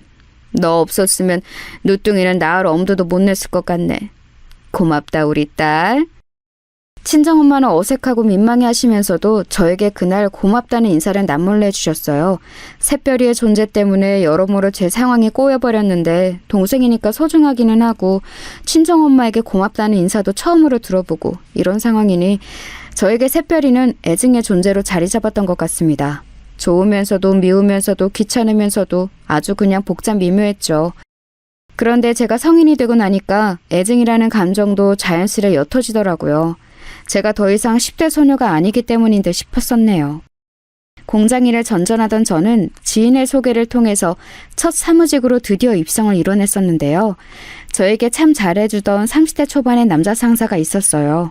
어리다고 중졸이라고 단순 업무직이라고 저를 무시하는 남자들 틈바구니에서 그분의 존재감은 남달랐습니다. 속으로 많이 동경하고 있었죠. 그런데 어느 날 그분의 부인이 저보다 겨우 3살 많다는 사실을 우연히 알게 되었습니다. 이것도 놀라웠는데 더 대단했던 점은 아이가 이미 5살이라는 사실이었어요. 충격을 받았죠. 이거 완전히 도둑놈 아닌가 싶어서 그분이 달리 보이기 시작하였고 더불어서 제 동생 새별이가 새삼 어려도 너무 어리다는 것을 깨우치게 되었죠. 자칫 제가 남자와 불장난을 저지르는 사고를 쳐버렸으면 이미 새별이 나이 수준의 아이가 있었을지도 모른다는 가정을 해보니까 앞으로는 그냥 새별이를 내 새끼라고 생각하고 무조건 잘해줘야겠다는 생각이 확 들더군요. 사회생활을 핑계로 폼 잡느라고 성인이 된 이후로는 어린 동생 뒤치다거리에서 졸업하고자 아둥바둥 난리도 아니었었는데 생각을 고쳐먹고서 어리디 어린 동생에게 잘해주고자 했어요. 그러고 나니까 눈에 보이더라고요. 새별이가 얼마나 대충 방치되어 대충 자라고 있는지 말입니다. 저러다가 공부에 기억자하고도 인연이 없을 것 같아서 첫 단추를 잘 꿰어주고자 제가 노력을 좀 했어요. 어느덧 무럭무럭 자라서 학교에 입학하게 된 새별이에게 필기고를 사주면서 친구 말은 안 들어도 선생님 말씀을 잘 들어라, 공부 꼴찌하지 말아라 몇 번이고 당부를 하였습니다. 꼭 열심히 제 말을 따르겠다는 새별이의 모습을 보면서 제 동생이지만 너무 귀엽다는 생각이 들었고 잘 키워내보겠다고 서서히 다짐을 하였죠. 예전에 제가 새별이를 보면서 제 후계자, 병기 이런 걸 운운했었는데 그거 반쯤은 진심이었거든요. 새별 병기, 공부는 잘하고 있는감 어쩌고 있는감? 네, 대장! 저는 오늘 받아쓰기 시험에서 4개만 틀렸습니다. 병기가 무서워지고 있습니다. 와, 그래? 4개만 틀렸어? 잘했네. 아니, 잠깐. 근데 총 문제 개수가 몇 개였는데? 30개? 20개? 응? 왜 그렇게 도리도리를 해? 설마 15개? 그러자 새별이가 조심스레 양 손바닥을 저에게 펼쳐 보였죠. 이게 뭔 뜻인가 했더니 10개라는 것이었습니다. 이럴 수가, 다른 의미로 제 병기가 무서워지고 있었던 것이죠. 꼴랑 10개 중에서 4개나 틀리다뇨? 꼴등이었던 저도 반타작은 했었는데요. 이거 큰일이다 싶어서 학습 점검까지 제가 딱 붙어서 하기 시작했습니다. 대장의 불호령에 우리 꼬마 병기 새별이는 낑낑거리면서 공부에 열중이었죠. 그러자 오빠가 그걸 알고서 저에게 혀를 끌끌 찼습니다. 저한테 너나 잘하라며 핀잔을 주더군요. 하지만 그래봤자 새별이는 자기 오빠보다 언니인 저를 더 좋아하고 따랐습니다. 하도 시험 문제를 많이 틀린 날에는 저한테 손바닥도 맞았는데 그럼에도 단 한 번 오빠가 언니보다 좋다느니 하는 말을 농담으로라도 하지 않았어요. 제가 엄마 같은 존재였기 때문일 테죠. 기특한 맛이 있어서 저는 이제 새별이를 위해 돈도 야금야금 따로 모으기 시작했습니다. 귓속말로 몰래 알려주었어요. 새별아, 너 이 다음에 대학 간다 그러면 언니가 돈 대줄 테니까 너는 마음 놓고 공부만 열심히 하면 돼. 알았지? 이 대장만 믿어. 그러자 그게 왠지 듣기 좋았는지 새별이가 이름 따라서 눈을 반짝반짝 빛냈습니다. 왈가닥이라는 오명을 점차 씻어내며 나이가 들수록 멋진 언니가 되어가는 저였건만 이런 대견한 딸에게 친정부모님은 어떻게든 돈 뜯어낼 궁리만 하셨어요. 그렇기에 제가 새별이를 위한 미래 자금도 몰래 모을 수밖에 없었던 겁니다. 두 분 다 저에게 걸핏하면 돈 좀 있냐는 얘기를 하셨습니다. 밥 먹었냐는 질문보다도 더 많이 하셨을 거예요. 그런데 어느 날 직장 내에서 저를 무시하는 인간들 때문에 너무 짜증나고 피곤했던 하루를 보내고 집에 왔는데 친정 부모님이 저를 보시자마자 용돈 얘기를 꺼내신 거예요. 어두침침한 딸의 안색은 안 보이고 돈줄로만 보이셨던 걸까요? 화딱지가 나더라고요. 암만 생각해도 너무들 하시네. 어렸을 때부터 그렇게 차별하고 부려먹고 돈까지 일찍 벌게 하더니 이제는 용돈이다 뭐다 하는 각종 명목으로 다 뜯어가시려고? 두 분 다 작작하세요. 너 부모 앞에서 말하는 꼬라지가 그게 뭐야? 너는 당최 언제나 철이 들래? 제발 의젓한 네 오빠의 반만 닮아봐라. 오빠 얘기 마침 잘 나왔네요. 아버지, 왜 저한테만 돈 그놈의 돈 타령을 하세요? 오빠는 이제 막 직장 잡았다지만 그래도 벌이가 저보다 낫잖아요. 돈은 오빠한테 달라고 하셔야죠. 어허, 장남은 장가를 가야 하니까 안 돼. 돈을 한 푼이라도 더 모아야 하는 네 오빠하고 너하고는 다르지. 네? 그럼 저는 돈을 안 모아도 되나요? 저는 시집 안 가요? 제가 노처녀로 늙어 죽기를 바라시는 거예요? 두 분 뒷바라지만 실컷 하다가? 남자하고 여자가 어떻게 같아? 남자는 장가 들 때 다 책임져야 하지만 여자는 그렇게 안 해도 된다. 출가 외인이라서 크게 상관없어. 아버지, 그럼 뭐예요? 저는 결혼할 때 드는 비용을 다 부담할 남자를 낚아채라는 그런 말씀이세요? 그럴 거면 예쁘게라도 낳아주시든가요. 두 분을 너무 닮아서 제가 외모가 별로 대단하지 않잖아요. 예쁘게 못 낳으실 거면 웃기게라도 낳아주셨어야죠. 그랬다면 제가 방송국의 문턱이라도 넘었을 텐데요. 그래서 지금 부모 탓이라는 거야? 너 이거 불효야, 불효! 부모가 자식 취급하는 게 너무하니까 자식도 불효이든 뭐든 할 수밖에 없죠. 금 나와라 뚝딱, 은 나와라 뚝딱 하는 방망이도 아니고 왜 저를 자꾸만 돈 나오는 방망이 취급하세요? 왜 저를 멋대로 휘두를 수 있는 방망이로 보시는 건데요? 그 방망이 잘못 회전해서 두 분을 칠 수도 있어요. 한순간에 감정이 확상해서 파국으로 치달을 수 있는 게 가족이죠. 저는 그날 폭발해서 막말을 쏟고 말았고 친정아버지가 열받아서 날리신 귀싸대기를 얻어맞았습니다. 맞고 나니까 진짜 서럽더라고요. 그래서 저는 절대로 제 자식들을 손으로는 직접 안 때리고 키웠네요.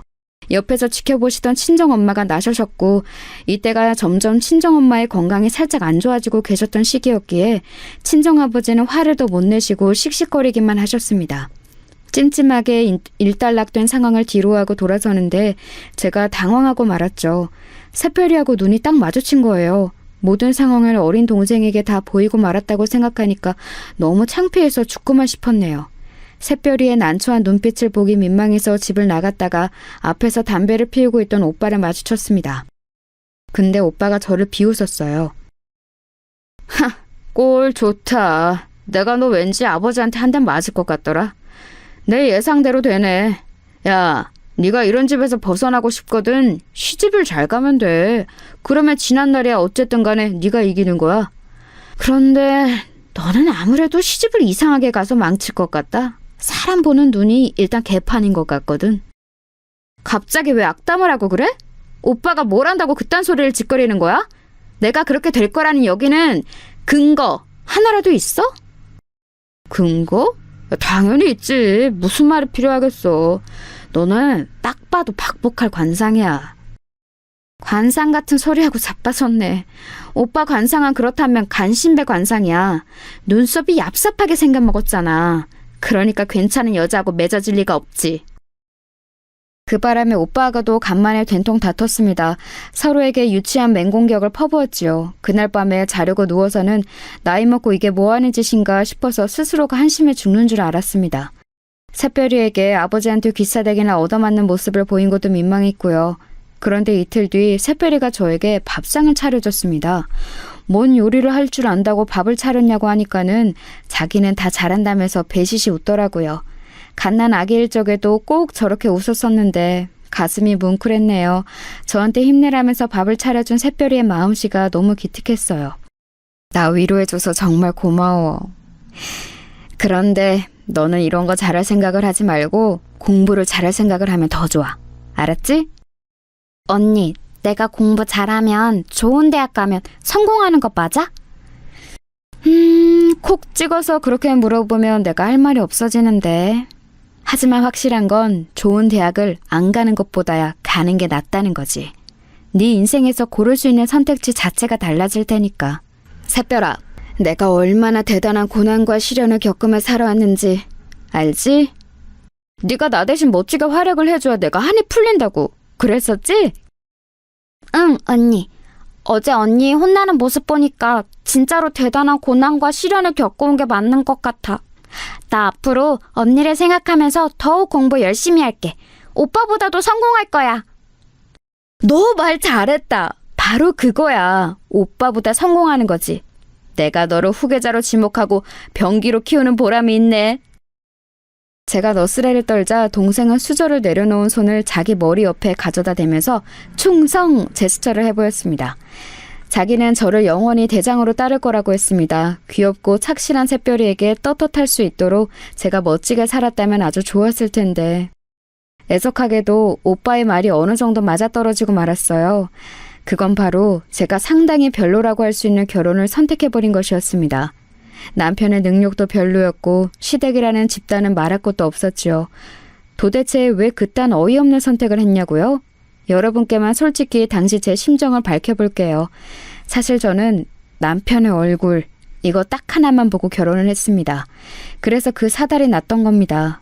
저 나름 그렇게 생각이 흘러갈 수밖에 없었던 이유가 있었어요. 가만 보니까 저희 친정 부모님뿐만 아니라 외가와 친가들 다 통틀어서 살펴봐도 외모들이 썩 희망적이지 못했어요. 그나마 제 동생 새별이가 오밀조밀 귀여운 느낌이라도 있는 얼굴이었죠. 역시나 제 병기 나왔습니다. 아무튼 저는 냉정하게 외모를 평가한 뒤 생각했었던 거예요. 치밀해야겠는데? 나는 다른 건 몰라도 잘생긴 남자를 만나는 게 이세를 위하는 길인 것 같아. 애를 안 낳고 살 거라면 모를까. 애를 낳을 거라면 잘생긴 남자를 만나야 돼. 대단하지 않은 외모라서 슬픈 것, 이 굴레는 내 손에서 끊어낼 거야. 제가 그런 의욕을 활활 불태우고 있을 때 제 주변에 아는 언니들이 기름까지 들이부었습니다. 거의 다 유부녀들이었거든요. 남편의 외모가 얼마나 결혼 생활에 지대한 영향을 미치는지 저에게 침이 마르도록 설명을 하였어요. 귀가 솔깃했죠. 다들 그렇게 말을 했습니다. 남편이 못생기면 부부싸움 할 때 2배로 열받는다고요. 하지만 남편이 잘생기면 몹시 화가 났을 때도 그냥 내가 참을까라는 생각부터 든다고 그랬습니다. 아빠가 잘생겨야 아이의 외모도 되게 예쁜 법이라는 이론까지 등장하였어요. 그런 얘기까지 들었을 때 저는 저와 사귀는 것도 안 사귀는 것도 아니었던 애매한 사이에 남편에게 적극적으로 들이대기로 결심했던 것이죠. 사람이 어리버리하고 좀 우유부단한 것 같은데 하지만 언니들이 한 말이 너무 그럴싸해서 무시가 안 돼. 이왕이면 잘생긴 남자하고 결혼하자. 불도저 같은 저의 기세에 휩쓸린 남편은 자기 가족들의 반대에도 불구하고 저랑 결혼을 해버렸습니다. 그래서 저희 부부는 사실 연애 기간이랄 게 따로 없어요. 결혼부터 들이박아 버렸거든요. 솔직히 말씀을 드리자면 저는 결혼을 하고 나서 미친 듯이 후회했습니다. 시댁 식구들이 저를 항상 죽일 듯이 쏘아보면서 굴러 들어온 돌 취급을 했거든요. 그런 자기 가족들을 남편은 막는 신용조차 하지 않았죠. 이도저도 아닌 걸로 굴었어요. 첫째만 뱃속에 안 생겼어도 저는 그때 확 도망쳐 버렸을지도 모릅니다. 그 정도로 결혼하고 초반 시기에는 힘들었어요. 그리고 결혼 생활에 보람이 없는 것 같아서 진짜 이혼이라도 해버릴까 이렇게 생각하고 있었을 때 친정엄마가 병원 생활을 시작하셨습니다. 많이 편찮으셨어요. 그래서 거기에 매달리느라 몇 년이 흘렸죠. 이 과정에서 시어머니와 대판 싸웠고 시댁하고는 거의 척을 지었습니다. 친정엄마가 돌아가시고 나서도 저는 시댁과 거의 왕래를 안 했어요. 물 흘러가듯 그저 정 하나로 열심히 사는 결혼 생활이었습니다. 저는 늘 새별이에게 강조를 했죠. 너는 무조건 너를 최우선으로 두는 남자하고 결혼을 해야 돼. 알았지? 그리고 자기 며느리 아낄 줄 모르는 시부모가 있는 시댁이라면 아예 시작도 하지 말아야 돼. 새별이는 그럴 때마다 무조건 알겠다고 대답했습니다. 자기가 제대로 된 신랑감을 훗날 고를 거라고 했어요. 원래 공부머리가 없었던 새별이는 저의 전폭적인 지원을 받아서 제법 괜찮은 대학도 갔습니다. 괜찮은 신랑감 고를 만한 군번은 되고도 남았죠. 그런데 어느 날 드디어 결혼하고 싶은 남자가 있다고 말을 해와서 저를 놀래켰습니다. 사귀고 있던 그 남자친구를 제가 알았는데 결혼 상대로는 별로라고 저는 여겨왔거든요. 새별이보다 나이도 너무 많은 편이었고 남자가 너무 소극적이고 조용한 것이 왠지 믿음직스럽지 못했어요. 하지만 새별이는 자기 주장 안 내세우고 착한 그 남자가 결혼 상대로 마음에 든다고 했고 조용하고 나긋한 그 남자의 부모도 마음에 든다고 그랬습니다. 제가 만나 뵙고 나니까 사돈댁이 정말 인상은 좋더라고요. 딸처럼 아껴주겠다면서 부디 결혼을 허락해달라고 사돈댁에서 저에게 거의 읍소를 해왔습니다. 저는 고민하다가 결국 그 결혼에 찬성표를 던져주고 말았네요. 애지중지 키워온 동생이 결혼을 갑자기 해버리니까 가슴이 허했어요. 기분이 이상하더라고요. 그런 저를 잘 아는 것인지 새별이는 결혼하고 나서 행복한 신혼생활의 이야기를 저에게 꼬박꼬박 전해왔습니다. 점치고든 신혼집에 입주하기까지 기간이 꽤 남아 있었기에 새별이는 자기 시댁에서 몇 달을 지내기로 했어요. 저는 그 생활이 괜찮을까 싶어서 걱정이 되었고 새별이와 연락이 잘 되는 것을 위안으로 삼았습니다. 제가 신혼생활을 방해하는 걸까봐 연락을 내킬 때만 주말 같은 때만 해도 된다고 그랬네요. 그러고 나서 몇 주가 평화로이 지났죠. 그런데 좀 미심쩍은 일이 벌어졌어요. 그건 바로 새별이와 연락이 안 되기 시작한 것이었습니다. 달콤한 신혼생활을 보내고 있는 것 같다는 뉘앙스의 안부 인사를 주고받은 게 마지막이었어요. 그 후로 나흘 동안 제가 새별이와 연락을 안 했다는 점이 문득 떠올라서 메시지를 보내놨었죠. 밥은 먹었냐고, 오늘 하루도 파이팅하라고 그런 내용을 보내놓았는데 답장이 없었습니다. 그때는 지금과 같은 스마트폰이 없었으니 당연히 카카오톡도 없었죠. 당초에 제가 보낸 메시지를 읽었는지 안 읽었는지 알 길이 없으니까 이튿날에 제 속이 답답해지더군요. 그래서 전화를 걸었습니다. 그랬더니 어랍쇼? 전화를 안 받더라고요. 애가 결혼하고 나서 저에게 아무런 말도 없이 뭔가 새로운 활동이라도 시작했나, 어디 멀리 외출이라도 한 건가 이런 짐작만 섰었네요. 잘 지낸다면 상관이 없었지만 연락이 안 되는 건 조금 속상했어요. 신호음이 멀쩡히 가는 건 전화키를 켜놓기는 했다는 거니까 아마 바쁜 사정이 있을 확률이 높았죠. 메시지를 또 보내놓았는데 답장이 없길래 제가 하루가 더 지나서 다시 전화를 걸었습니다. 그런데 웬걸요? 희한하게도 사돈 어른께서 전화를 대신 받으셨습니다. 새별이의 시어머니 말이에요. 안녕하세요. 기간 잘 지내셨어요? 제 동생이 미리 언질도 없이 이렇게 연락이 안 될 애가 절대 아닌데 소식이 없길래 궁금했던 참이에요. 제 동생 지금 거기 있는 거죠? 왜 전화를 대신 받으셨어요? 우리 며느리 애기는 지금 잠깐 장 보러 나갔어요. 가까운 데라서 전화기를 두고 나갔네요. 아이고야, 그런 거였어요? 제가 괜한 궁금증을 풀어왔었네요. 제 동생이 결혼하고 나서 무척 잘 지내나 봐요. 아주 자기 언니는 뒷전이 되었네요. 여자는 대개 결혼하고 나면 출가 외인이니 어쩔 수 없는 법이지요. 그러니 앞으로는 신경 쓰시는 걸 조금 줄이셔야겠어요. 네, 조언 감사합니다. 제 동생이 귀가하면 저에게 전화 한 통 좀 하라고 얘기 좀 전해주시겠어요? 우리 며느리 얘기가 별일이 없으면 연락을 안 할 수도 있겠고 별일이 있으면 어련히 따로 연락을 드릴 테고 뭐 이렇게 자기가 알아서 하겠죠. 그때 왠지 사돈 어른의 시큰둥한 말투에서 기분 나쁜 기운을 읽었던 것 같아요. 자기 며느리한테 네 언니가 전화 달라더라 이 말 하나 전하는 게 뭐 그렇게 어렵나요? 그렇게 하겠다 안 하겠다 이렇게 대답만 하시면 될 것이지 쓸데없이 빙빙 돌려 말씀하시면서 저에게 은근한 공격을 가하시는 것 같아서 기분이 팍 상했습니다. 그렇다고 이런 일로 성질을 부리는 것은 말도 안 되는 일이고 꾹 참고서는 평화롭게 통화를 종료했었네요. 말씀은 두루뭉실 짜증나게 하셨지만 그래도 제 동생 샛별이에게 애기 전달은 잘 해주실 거라고 믿었는데 이튿날이 되고 하루가 또 다 갔는데 기다리는 연락은 오지 않았어요. 그래서 결국 제부에게 연락을 했죠. 이제 거의 오기 부리는 심정이었습니다. 샛별이에게 직접 너 왜 연락이 없냐고 당장 물어보지 않으면 속이 답답해서 미칠 지경이기도 했네요. 밤에 갑자기 불쑥 전화를 해서 미안해요. 제부, 지금 샛별이하고 같이 있죠? 샛별이 좀 바꿔주세요. 제가 그렇게 말을 했을 때였어요. 제부의 당황해서 우물쭈물하는 소리가 들려왔고 희미하지만 분명히 수학의 너머에서 샛별이의 목소리도 살짝 들려왔어요. 왠지 반가워서 제가 다시 샛별이를 찾으려 할 때였습니다. 제부가 이상한 소리를 하더군요. 와이프는 지금 자고 있습니다. 그래서 통화가 곤란할 것 같아요. 네? 잔다고요? 밤이긴 하지만 벌써 잘 시간은 아닌 것 같은데요. 원래 일찍 자는 애가 아닌데. 어디 아프기라도 한 건 아니죠? 사실 와이프가 감기 기운이 살짝 있어요. 환절기라서 면역력이 떨어진 건지 어디 크게 나돌아다닌 것도 아닌데 살짝 감기가 왔네요. 죄송합니다. 제가 좀 더 잘했어야 했는데. 마음 같아서는 그냥 깨워달라 하고 싶었으나 왠지 그러기엔 제부가 통화를 얼른 마무리하고 싶어하는 느낌이었어요. 샛별이가 감기 기운이 온 것에 제부가 저희 눈치를 보며 조마조마하고 있는 것은 아닐까 싶기도 했고요. 자식처럼 키운 동생이니까 유난 떨 수밖에 없느라고 선언을 해놓기는 했으나 정말로 유별난 호들갑을 떨고 싶지는 않았습니다. 샛별이의 결혼 생활을 망쳐놓을 작정은 아니었죠. 저는 별수 없이 동생이 일어나면 전화 좀 달라는 말만 전했습니다. 그런데 이튿날이 되어도 또 연락이 없는 거예요.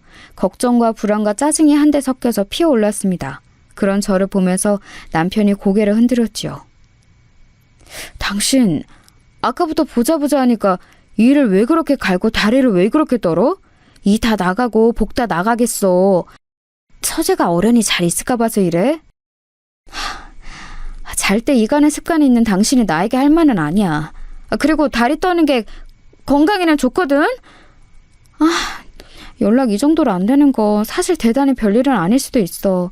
남들이 보면 그래서 뭐가 문제냐고 할 수도 있겠지만 내 동생은 이렇게 연락이 안 될 사람이 아니기 때문에 내가 지금 이러는 거야.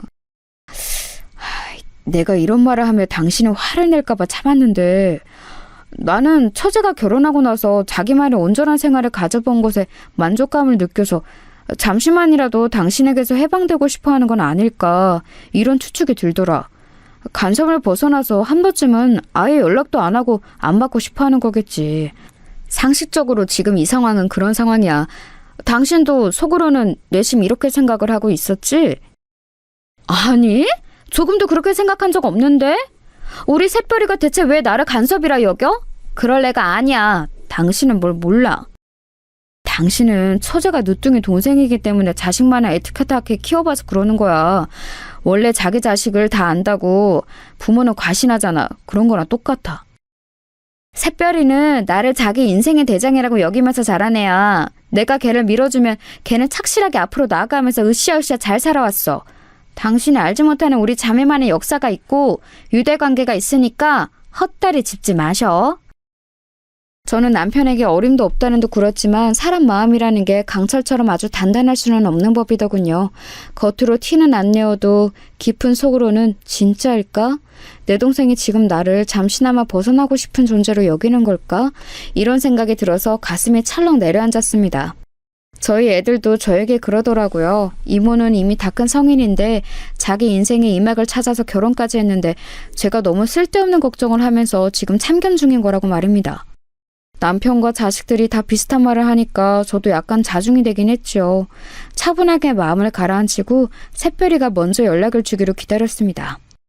기다림의 미학이라는 표현도 있잖아요. 그걸 실천하기로 했던 거죠. 하지만 지금 한 달을 채우도록 연락이 없는 건 좀 너무한 거 아니야? 차분하게 마음을 가라앉히기는 개뿔. 안 되겠어. 누가 나를 간섭쟁이로 욕을 하고 비웃든 말든 상관없어. 이런 답답한 심정을 안고 지내느니 저질러 버리는 게 낫지.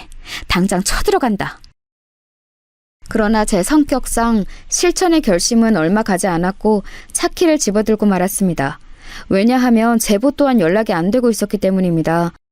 왠지 제 연락을 피하는 것 같다는 생각이 들었어요. 차로 2시간 걸리는 거리를 저는 1시간 40분 만에 돌파하여 새별이가 있는 곳에 도착을 하였습니다. 새별이의 시댁이기도 했지요. 거침없이 현관 앞으로 가서 초인종을 눌렀습니다. 새별이의 시어머니 사돈 어른이 응답을 하시더군요. 불쑥 찾아온 방문객의 정체가 저인 것을 아시자 인터폰 너머로 왠지 흠칫하시는 게 느껴졌어요. 동생 만나러 왔다고 했더니 없다고 하더라고요. 제가 문이나 열라고 그랬죠. 먼 길 왔는데 인터폰으로만 대화하고 있는 건 좀 아니었으니까요. 사돈 어른도 그리 생각하기는 하셨는지 잠시 후 현관문을 열어주셨습니다. 처음에는 분명 결이 가득한 얼굴로 문을 딱 여셨는데 살벌하게 가라앉은 제 얼굴을 보시더니 약간 주춤하시면서 안색을 바꾸셨어요. 제 귀에 눌리신 모양이었습니다. 굉장히 난처한 표정으로 눈썹을 축 내리시면서 제 동생이 없으니까 지금은 곤란하다고 하시더군요. 우리 며느리 애기가 아침 일찍부터 약속이 있다나 뭐라나 그러면서 외출하고 지금은 없어요. 어떡하죠? 어떡하기는 뭘 어떡하나요? 제가 안에 들어가서 동생을 기다리면 되겠죠. 굳이 그러실 것은 없는데요. 여기 근처에 카페 하나 크게 생겼는데 거기로 가시겠어요? 제가 차 한 잔 사드려도 좋고요. 옆으로 비켜주시는 게 저한테는 더 좋을 것 같습니다. 저리 좀 비켜주세요. 저는 짜증스럽게 사돈 어른을 옆으로 밀치고서 집 안으로 발을 들였어요. 사돈 어른이 저를 말리고 자시고 할 새도 없이 저는 성큼성큼 집 안을 활보하며 샛별이와 제부의 공간을 찾았습니다. 가정 안쪽에 있는 부부 침실 문득 딱 열었을 때였어요. 제가 너무 놀라서 그 자리에서 일단 굳어버렸네요. 언니? 언니가 맞은 거야? 언니 나 여기 있었어. 나 좀 도와줘. 새별아, 너 이게 뭘 그리 지금 이게 뭐야? 다쳤어? 이 엄청난 기부스들은 대체 무슨 약물인데 어쩌다 이랬어? 언제 이랬어? 연락은 왜 안 됐어? 침대에 비스듬히 눕듯이 앉아있던 제 동생은 오른팔과 오른다리에 두툼한 기부스를 하고 있었습니다. 상상도 해본 적 없던 상황에 제가 진짜 기가 막히더라고요. 설마 이렇게 크게 다친 후였다니. 병원에 입원을 하고 있는 쪽이 더 어울릴 만한 기부스들이었는데 집에서 이런 몰골로 처박혀 있었다니 너무 어이가 없었습니다. 그런데 곧 더한 사실이 샛별의 입을 통해서 밝혀졌어요. 내가 연락을 하고 싶어도 할 수가 없었어. 휴대폰을 어머님이 가져가 버리셔서 언니나 다른 사람에게 연락하면 가만 안 두시겠다고 그런 엄포를 놓으시고는 돌려주지 않으셨어. 뭐라고? 미친 거 아니야? 연락을 왜 못하게 해? 저기요, 이것 보세요. 이게 대체 어떻게 된 일입니까? 제 동생이 팔다리를 죄다 다쳐서 이런 꼴이 되었는데 왜 제가 몰라야 했던 거죠? 게다가 한쪽 팔다리가 다 이렇게 됐으면 당연히 거동이 불편한데 왜 목발이고 뭐고 주변에는 아무것도 안 보여요? 저는 눈이 돌아가서 아연 실색을 하며 방 안의 풍경을 바라보고 서 있던 사돈 어른을 향해 외쳤습니다. 사돈 어른은 입을 꾹 다문 채로 저를 답답하게 만드시더니만 이내 어쩔 수 없었다고 작은 목소리로 중얼거리셨죠. 그때 샛별이가 눈물을 흘리며 울기 시작했어요. 제가 와줬으니 이제 지옥 탈출이라고 여겨져서 눈물이 터진 것이었죠.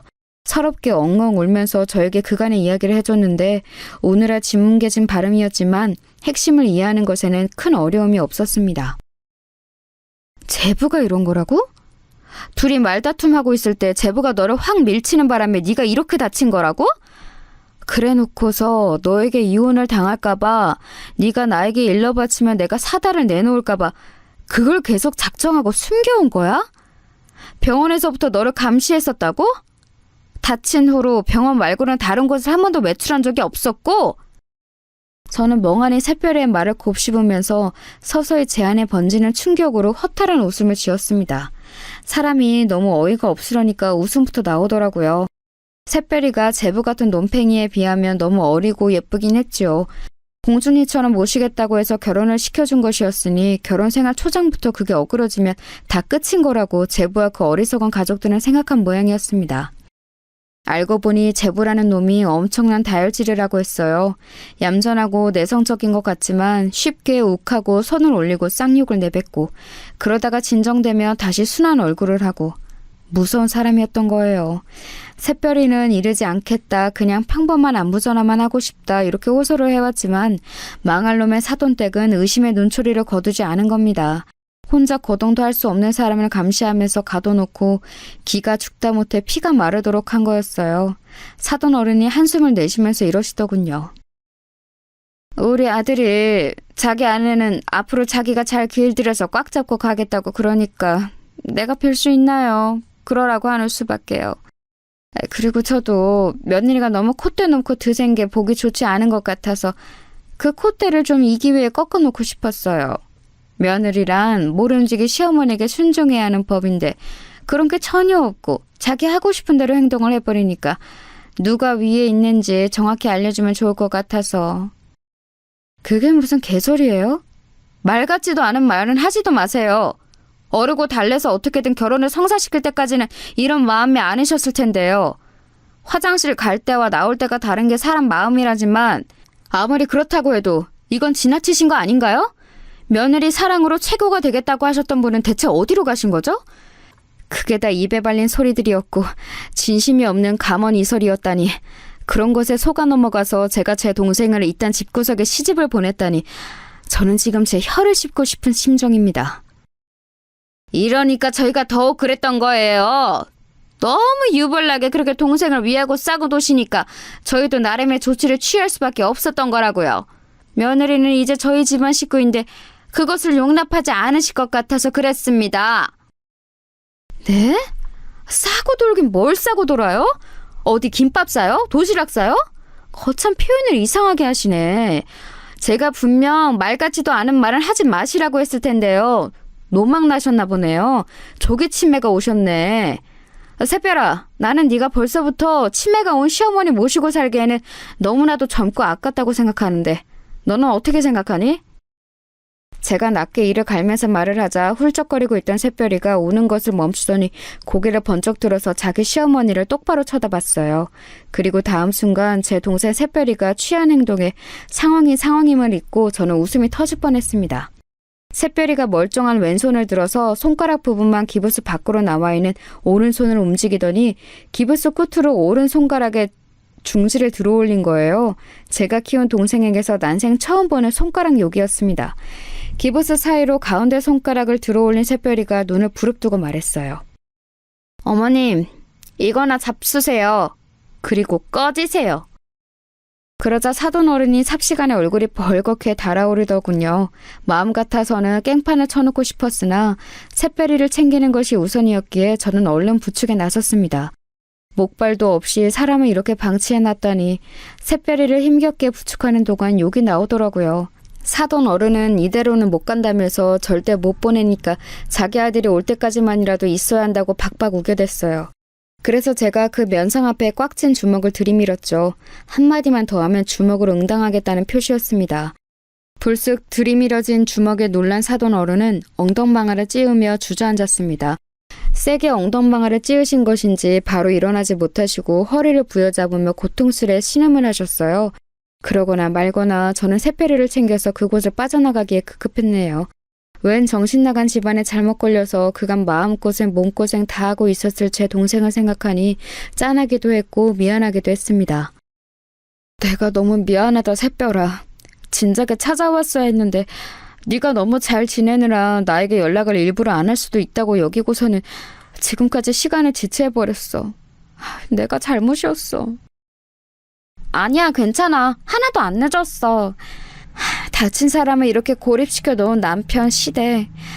그렇다면 내가 다 나은 후에는 어쩌려고 이러는 것인지, 그 안에 나의 길을 팍팍 죽여놓으려고 이러는 것인지 정말 감이 안 잡히는 이상한 사람들이라서 황당했고 무서웠는데 그래도 꿋꿋하게 버틸 수 있었던 건 언니가 나를 찾으러 와줄 거라는 믿음이 있어서였어.